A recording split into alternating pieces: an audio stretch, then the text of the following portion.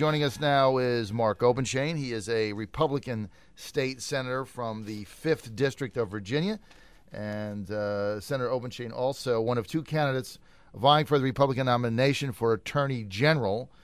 And that nomination will be decided in a Republican caucus, a convention, if you will, on May 18th in Richmond, not a primary. So the battle is for signing up people to be delegates to go to the convention and participate.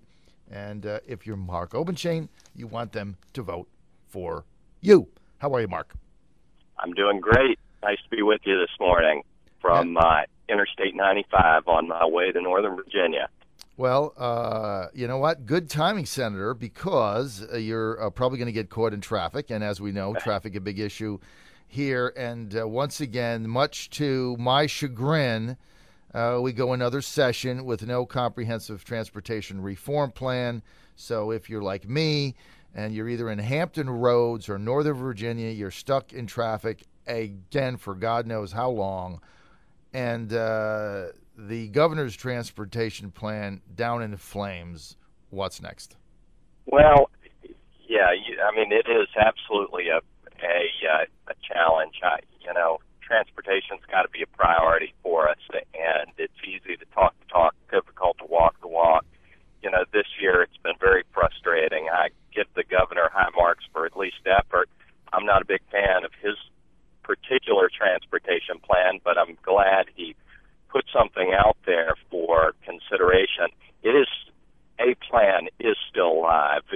On Tuesday, the Senate failed to act on any plan. There were 3 plans before him. There was not a single Democrat vote for a single one of those plans. The House actually passed the governor's plan. So there is some plans still live and being considered and perking through the General Assembly.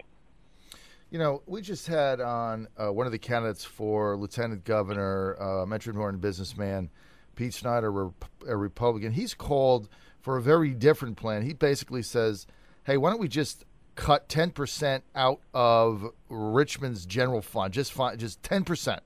Don't know exactly where, but government expenses have grown. Let's cut 10% out, take that money, $2 billion in the general fund and commit that to transportation. Is that a feasible idea? Well, it's a creative idea. I give him that. And, he's on the right track because when it really comes down to prioritization. For me, education, transportation, law enforcement, those are about the 3 most basic functions of government. If you don't have the money to do those things and do them well, we have no business sticking our fingers in so many of the other things that government meddles in. My preference and what I have long proposed is kind of a variation on that, but maybe a little bit with a little bit of a different angle.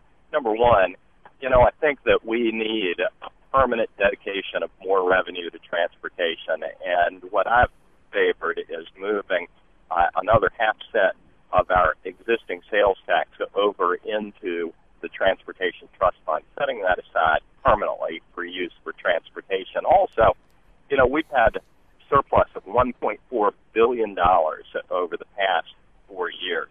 Of that, we have spent somewhere in the neighborhood of $50 million on transportation.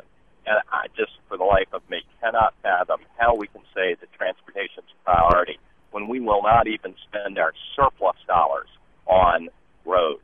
And that is a big problem. If we had taken that surplus money and the revenue sources that attach to it and moved it over, even half of that, we'd be pumping $750 million a year into transportation. That would be huge. So take that money, move it over. So it sounds like you're not really in favor of one of the tenets of Governor McDonald's plan, which was basically increase the sales tax, put that money in a lockbox, get rid of the gasoline tax. I know that's come under intense criticism from Dick Saslaw, John Miller, Don McEachin, other Democrats in the Senate. They want a gasoline tax. So your approach seems a little like what Snyder is called for find the money, get it in the general fund, and spend it and fix these roads. Oh, my God. There for a second, I thought you were lumping me together with Don McGeach and Dick Saslaw and John Miller. Oh, God, no. But, but yeah, I've never been I've not supported the governor's plan. I early on shared with him my concerns about the approach. One of the problems with the approach is that, if we cut the 17.5-cent gas tax, gas is priced on a national market, and the consumers, commuters in Virginia, they may realize a 2 or 3, maybe 5-cent reduction in the cost of gas, but they're going to be facing a 20% increase in their sales tax, and that's going to be a big impact on Virginians, not out-of-state drivers who use our roads. So right. I had great concerns about where that lay the burden, and and also on the added burden that was going to place on the backs of working Virginia families. Now, Senator, if we could shift over a minute and talk about the redistricting, I'm going to call it debacle, because this has gone nowhere either. I mean, you guys used up a lot of political capital and credibility to some in ramming this thing through. I mean, we all know the story where one of the senators was at the inauguration and couldn't get back in time, so it was kind of squirrely. And now the Speaker of the House, Speaker Howell, has said it's not germane. I mean, you guys spent a lot of time on this for nothing, right? Well, it's starting to look that way, and it is pretty frustrating. 2 years ago, we went through the Saslaw redistricting process in which Dick Saslaw and the Virginia Democrats really gerrymandered Virginia and laid a Democrat redistricting plan on the people of Virginia. And what we had an opportunity to do last year or this year was to make adjustments to it. And there are adjustments made every time that there's a redistricting. I think that fair-minded people certainly have different opinions about the way that it took place. And,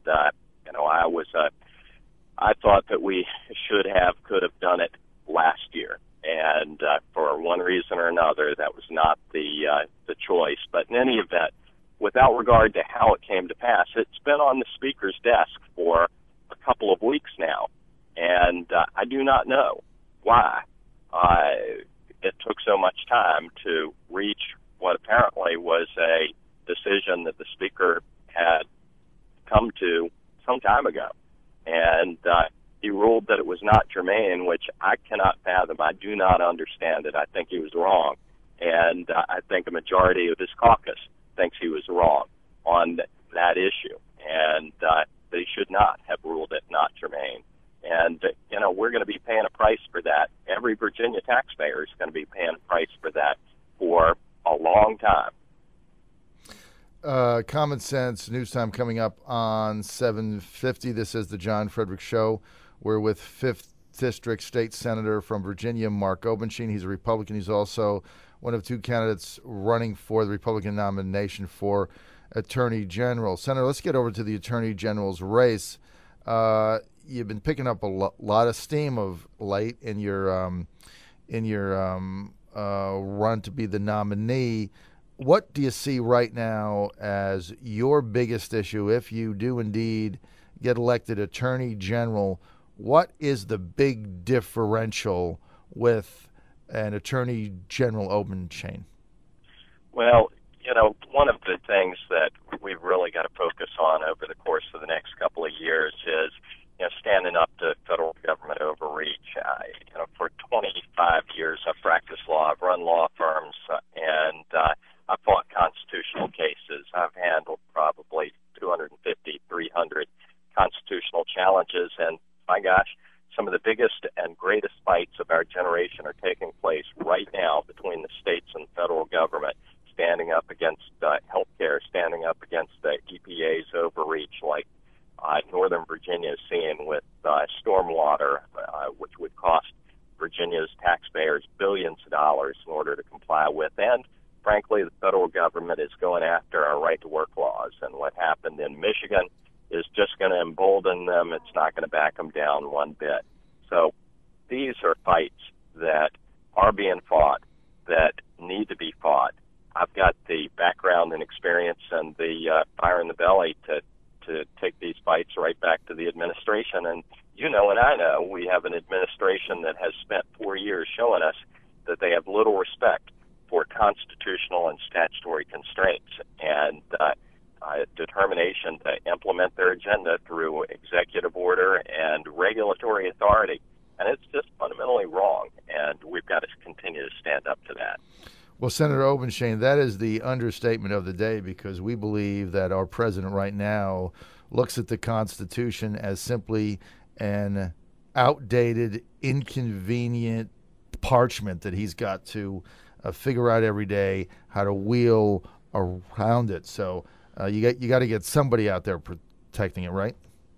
Well, it looks like he views it as a suggestion list, and we saw him dealing with the Second Amendment with his list of 26 actions on gun rights, and really stunningly, he sat there and read a letter from a third grader that said, "Mr. President, I know you're supposed to go through Congress to do these things, but we really want you to get them done." Unbelievable. And it was something that even a third grader recognized was wrong. You got that. It's an amazing time we're in.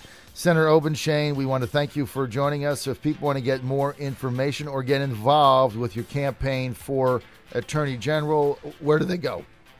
Well, you can check me out on the internet, www.markobenshain.com. I'm also on Facebook and Twitter, and would love to keep up with you and have people keep up with me. There you go. State Senator Mark Obenshain, candidate for Attorney General as well. Thank you for the time. We appreciate it as always, Senator.